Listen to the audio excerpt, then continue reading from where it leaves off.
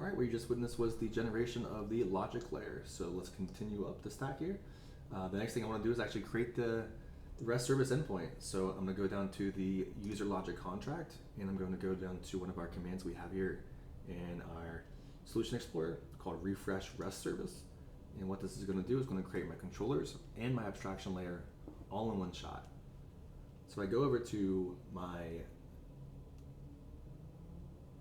REST service.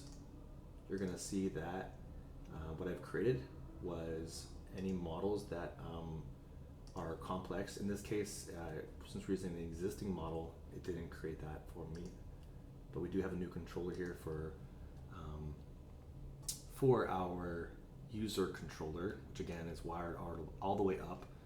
In this case, we are using get and post. Like I mentioned in a previous video, for some of our clients, they want to use Web API 2.0 standards specifications here. So for things like our get and updates, those are going to be get and post.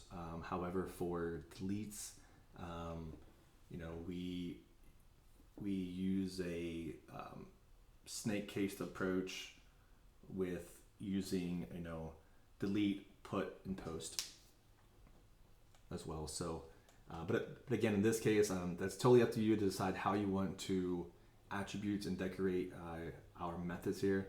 And likewise, how you want to, if you want to enable versioning, you can certainly do that. And those things will be articulated already in here. So in 2.0 specifications, we would typically have a set of collections and collection as well as a version. That's really easy to configure and make changes to. For this example, I'm just trying to keep it as simple as possible so that the majority of our audience here understands this. But that's the abstraction and REST layer.